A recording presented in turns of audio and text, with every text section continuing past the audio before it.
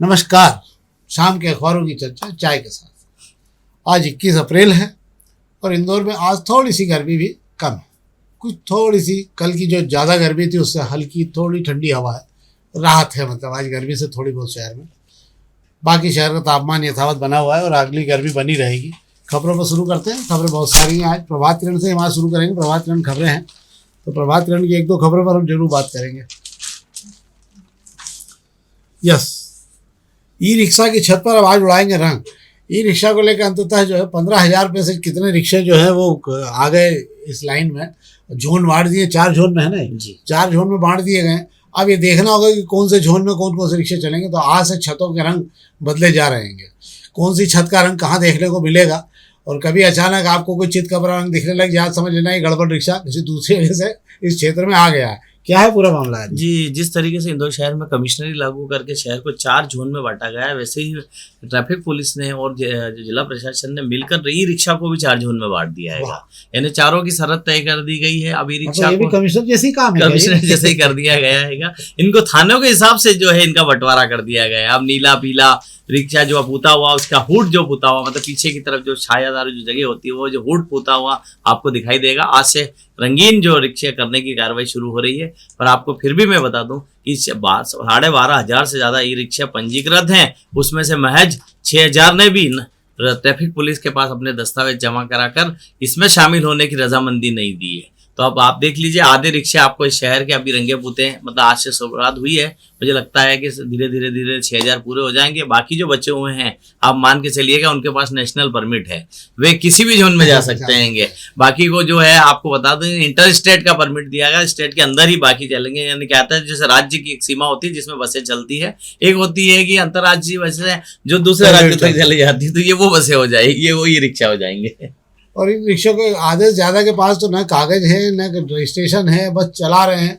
और जो बच्चे, खासकर नाबालिग बच्चे बहुत सारे रिक्शे चला रहे हैं, ये भी अलग मामला आएगा। तो अब देखेंगे इस पर कि कितना काम हो गया। पर इंदौर में अगर आप आ रहे हो, देख रहे हो, तो आप समझ लेना, कोई आपको नीले पीले रंग से दिखे तो आप समझ लेना कौन से जोन में आपको जाना है। अब अग्निबाण खबर की बात कर लेते हैं। अग्निबाण खबर में एक तो खबरें, आज खबरें वैसे भी ज़्यादा चयनित खबरें हैं नहीं, यही है ना। हाँ, निगम ये नगर निगम के सारे कामों की हालत ये है कि नगर निगम इस समय ठेकेदारों का भुगतान नहीं कर पा रहा है, 1 नंबर बात। 2 नंबर बात ये हो रहा है कि उसके कारण बहुत सारे काम जो है वो समय से इतने ज़्यादा आगे जा चुके हैं कि अब उनके लिए समय अवधि का सवाल ही उठना बंद हो गया। हम कई बार बोल चुके हैं कि जब तक इनको लेकर एक टॉप प्रायोरिटी के 10 काम नहीं बनाए जाएंगे कुछ नहीं हो सकता। अब ये मामला हैगा, अब पूरा गर्मी निकल जाएगी नेहरू पार्क के स्विमिंग पूल का। यहाँ पर बहुत ही बेचारे मिडिल क्लास के लोग जो है स्विमिंग पूल में तैरने के लिए आते थे, खासकर बच्चे बहुत सारे वहाँ पहुँचा करते हैं क्योंकि शहर के बीच में है, ये आसान पहुँचती है। और हालांकि इसमें 5 और 10,000 रुपये के लगभग कर दिया है तैरने का, जो वो लिया जाता था मंथली पास उसका बना के साल भर का, वो तो लिया ही जा रहा है। पर ये 25 लाख रुपए ठेकेदार को मिले नहीं है। अब जब 25 लाख रुपए नगर निगम देगी तो ठेकेदार आगे का काम करेगा। कुछ स्थितियाँ ऐसी एक और है कि एक और रोड जो है किसी एक जगह पर लगा कि मेरे यहाँ 2 साल से ब्रिज का काम ही बंद कर रखा है मेन रोड पे। क्यों? क्योंकि बोले ठेकेदार को पेमेंट ही नहीं हुआ तो उसने काम करके बंद करके चला गया। तो बहुत सारे काम है शहर में जो ठेकेदारों को पैसे न मिलने के कारण बंद है। आज तक अभी आपको नगर निगम इसको लेकर चिंतित कहीं नहीं दिखी होगी कि ठेकेदारों के अभाव में काम बंद पड़े हुए और हमको कौन से काम प्रायोरिटी पे करना चाहिए। क्या साहब? नगर निगम अगर इतना सोचने लग जाती तो नगर निगम वो काम खोलती ही नहीं जो नगर निगम नहीं करा सकता है। बात कर रहे हैं नेहरू पार्क स्विमिंग पूल की। अच्छा वाला नेहरू पार्क का स्विमिंग पूल चल रहा था, उसको बेहतर बनाने के लिए जो है आइडिया लेकर जो है सामान्य विधि प्रशासन प्रभारी नंद किशोर पहाड़िया आए थे और पहाड़िया जी ने उसको जो इस तरीके से उसको बिखेरा कि 2 साल से रायता जो है मुझे समेट नहीं पा रहे हैं। फिर बार बार दावे करते हैं, अफसरों के साथ दौरे करते हैं और बताने की कोशिश करते हैं कि उन्हें चिंता हो रही है। पर ये सिर्फ उन्हीं की वजह से 2 साल से स्विमिंग पूल में जो लोग वहाँ के मेंबर हैं या गर्मी के दिनों में जो बच्चे वहाँ या जो लोग वहाँ पर तैरने के लिए जानते थे वे लोग उससे अछूते हो गए हैं।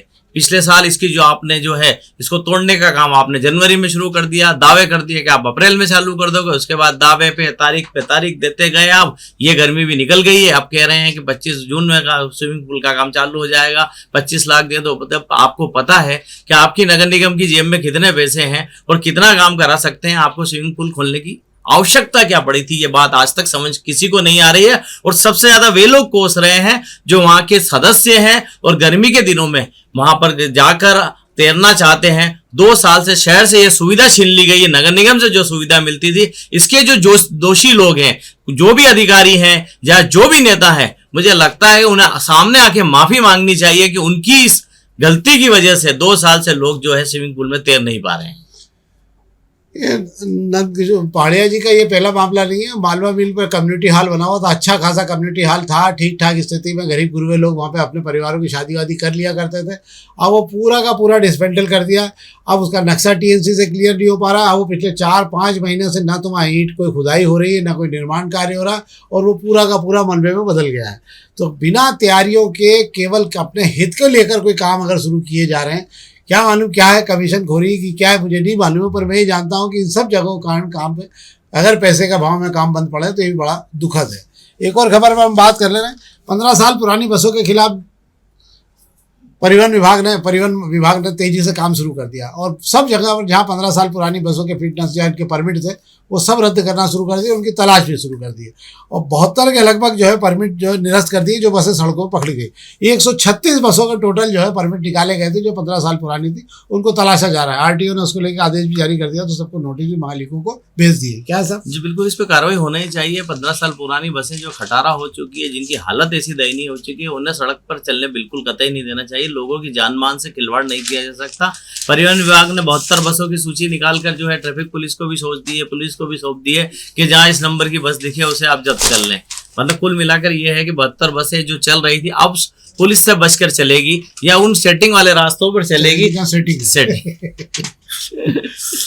एक और खबर, हम पत्रिका खबर की बात कर रहे हैं। पत्रिका खबर में देखते हैं पत्रिका खबर। हाँ, पत्रिका खबर में ये कि आज से प्रशिक्षण का कार्यक्रम भाजपा का चालू हुआ। अतिथियों को लाने और उसकी व्यवस्था शुरू की गई। कल भी कैलाश वर्गीय ने कहा था कि अतिथियों का भव्य स्वागत होना चाहिए, और पूरी तैयारियां हो गई है। बग्गी में सवार होकर प्रशिक्षण लेने जाएंगे भाजपा के नेता।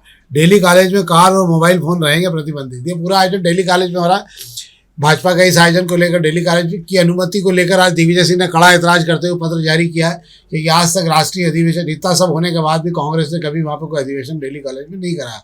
भाजपा को क्यों अनुमति दी गई, इसको लेकर उन्होंने भी आज कई सवाल उठाए। क्या मामला? सवाल फिर वही आता है कि दिल्ली कॉलेज की जो है कमेटी में बैठे कौन लोग हैं जहां से मंजूरी हुई है। हाँ। तो अगर उसके अंदर भाजपा की विचारधारा के लोग अगर उसकी कमान संभाल लेंगे तो भाजपा को डेली कॉलेज तो क्या आप शहर की जिस इमारत में बोलोगे या जिस परिसर में बोलोगे मंजूरी मिल जाएगी। और भाजपा भी अपने आप को भाग्यशाली मानती है कि हम तो डेली कॉलेज तक भी पहुंच गए हैं। हम अब डेली कॉलेज में कल जो है अभ्यास वर्ग हो रहा है। आपको बता दूं 6 राज्यों के भाजपा नेता वहां शामिल हो रहे हैं। इसमें सांसद, विधायक, मंत्री शामिल है, और जहां भाजपा की सरकार है वहां के मुख्यमंत्री और वहां के प्रदेश अध्यक्ष भी आ रहे हैं। मेहमानों का आने का सिलसिला आज शुरू हो गया है।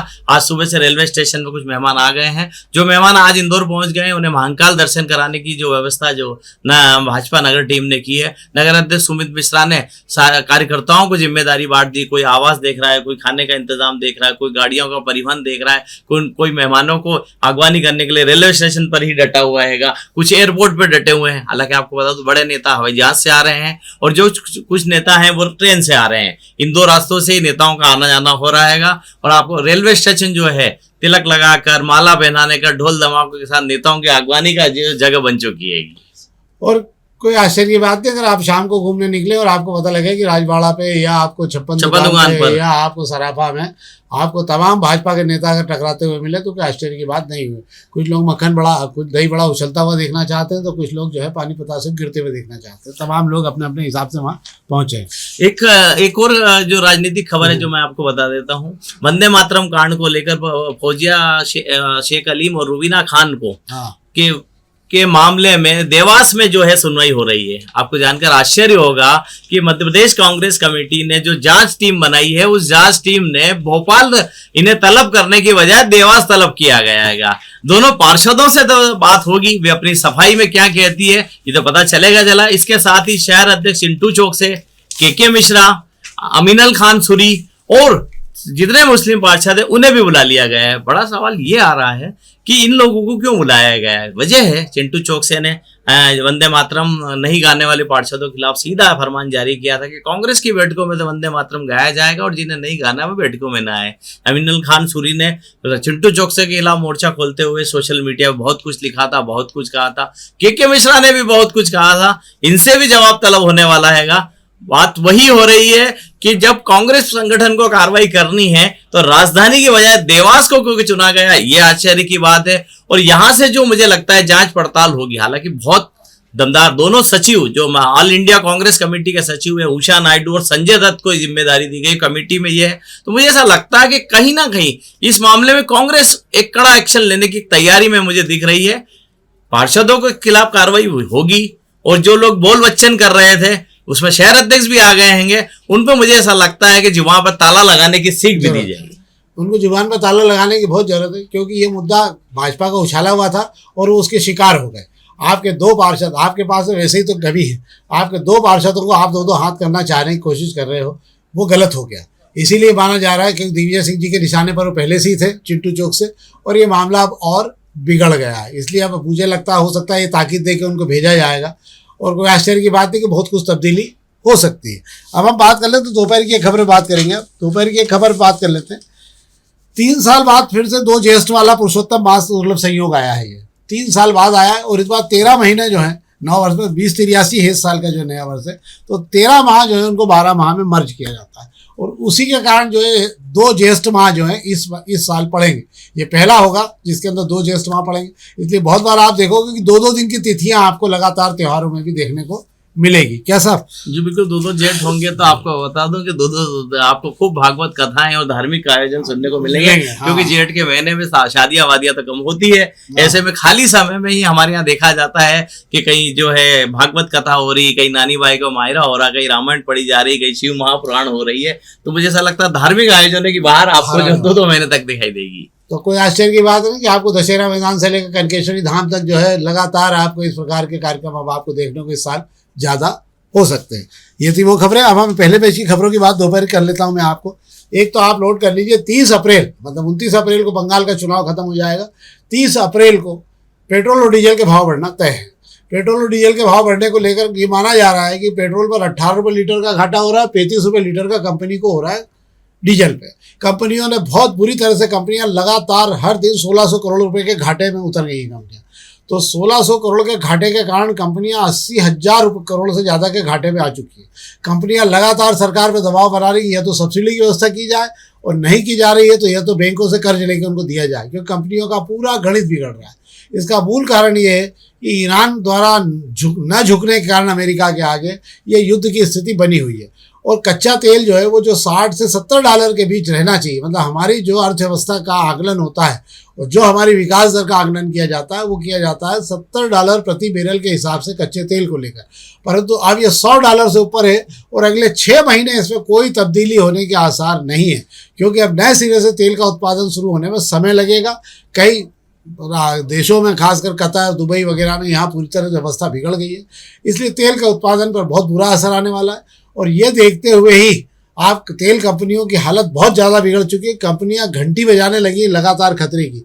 सरकार की मजबूरी ये है कि अब सरकार बिल्कुल चुनाव के कगार पर आकर किसी प्रकार की रिस्क लेना नहीं चाहती है। तो आप ये मान के चलिए 29 तारीख को मतदान है, और 30 तारीख या 1 तारीख के दिन जो है ब्रह्म मुहूर्त में जो है आपको रात को जब आप उठेंगे सवेरे तो आपको पता लग जाएगा कि पेट्रोल के भाव 3 से 5 रुपये प्रारंभिक स्थिति में बढ़ेंगे, इसके बाद फिर बढ़ाए जाएंगे, क्योंकि बहुत ज़्यादा घाटे में कंपनियां आ चुकी है। और इसी के साथ एक बार फिर 1 मई को गैस के सिलेंडरों की कीमतें बढ़ सकती है, क्योंकि गैस भी अत्यधिक महंगी कीमत पर भारत को खरीदना पड़ रही है। एक खबर ये है जो हमने आपको बताई। आज शेयर बाजार में उथल पुथल का एक मूल कारण ये हो रहा है कि अभी तक जो छोटे निवेशक शेयर बाजार को चलाते रहते थे, मतलब अगर विदेशी निवेशक भाग भी जा रहे थे तो छोटे निवेशक जो है वो लगातार टेका लगाए हुए थे। परंतु पिछले 1 हफ्ते से ये हो रहा है कि छोटे निवेशक भी बहुत तेज़ी से अपना पैसा निकालने लगे हैं। अगर छोटे निवेशकों ने बाजार से पैसा निकालना शुरू कर दिया तो शेयर बाजार को बहुत ज़्यादा झटके लगना शुरू हो जाएंगे। और आज अगर बातचीत हो रही है ईरान और अमेरिका की, अगर ये बातचीत सफल नहीं हुई तो कल से अमेरिका फिर एक बार बम धमाके चालू कर देगा। हालांकि मुझे लगता है कि सीज फायर की अवधि कुछ दिन और बढ़ जाएगी। आखिरी में सारी आएगा, बातचीत बहुत अच्छी हुई, 1 दौर की बातचीत और अभी होना बाकी है। दोनों ही देश झुकने को तैयार नहीं है, पर सीज फायर शायद आज और बढ़ सकता है। एक बार ये बढ़ेगा भी, क्योंकि दोनों ही देश लड़ने की कोई तमन्ना नहीं रखते हैं। एक और खबर जिस पर मैं आपको बता देता हूँ, आपको याद होगा कि ज्ञानेश कुमार को लेकर पिछली बार जब महाभियोग लाया गया था तब लोकसभा के अध्यक्ष ने उसे खारिज करते हुए कहा था कि दम नहीं है, मतलब इसके जो ठोस प्रस्ताव नहीं, तो वो नहीं है जिसपे आरोप जो है ठोस नहीं है। परंतु इस बार पूरा विपक्ष ज्ञानेश कुमार को लेकर एक हो गया, और पिछली बार 230 सांसदों के हस्ताक्षर होने की तैयारी थी, इस बार पूरे 249 सांसदों के हस्ताक्षर हो रहे हैं। क्यों? क्योंकि बीजू जनता दल, केसीआर की पार्टी, ये तमाम पार्टियां जो है वो भी गठबंधन के साथ शामिल होगी। इसलिए बहुत बड़ा आश्चर्य की बात है, 7 सांसदों को ड्यूटी दी गई है, वे इसके नोट्स बना रहे हैं सब जगह अलग अलग मिलकर, और कोई आश्चर्य की बात नहीं कि अगले सत्र में आपको ज्ञानेश कुमार के खिलाफ भी महाअभियोग का प्रस्ताव आता हुआ दिख जाए। ये खबरें थी। 700 से अधिक चुनिंदा नागरिकों ने पीएम के राष्ट्र का नाम जो संदेश प्रधानमंत्री ने शनिवार को दिया था, और जिसमें उन्होंने कहा था कि जो है महिला आरक्षण बिल गिरने का श्रेय जो है कांग्रेस को है, उन्होंने पूरे 29 मिनट के भाषण में 59 बार कांग्रेस को कोसा था उसमें। उसको लेकर 700 से अधिक चुनिंदा साहित्यकारों ने और पुराने प्रशासनिक अधिकारियों ने लेकर यह कहा है कि ये पहली बार ऐसा हो रहा है कि कोई प्रधानमंत्री अपने पद का दुरुपयोग करते हुए इस प्रकार की भाषा का इस्तेमाल करके राष्ट्र के नाम संदेश दे रहा है। आज तक राष्ट्र के नाम का संदेश देश के हित में या देश को सूचना देने के लिए ही प्रधानमंत्री करते रहे हैं। तो ये तो तमाम खबरें थी जो हमने आपको जानकारी के साथ दी। राष्ट्रीय और अंतर्राष्ट्रीय खबरों की जानकारी भी हम आपको इसी प्लेटफॉर्म में संक्षेप में दे देते हैं, ताकि आपको सुविधा रहे कि आपके पास पूरा पैकेज हो जाए इस कार्यक्रम को लेकर। हमारा आग्रह है इस कार्यक्रम को लाइक जरूर करिए और लिंक करो अपने साथ में जरूर ट्रांसफर करिए दोस्तों तक, ताकि और भी लोग इसे देख सकें। बहुत बहुत धन्यवाद।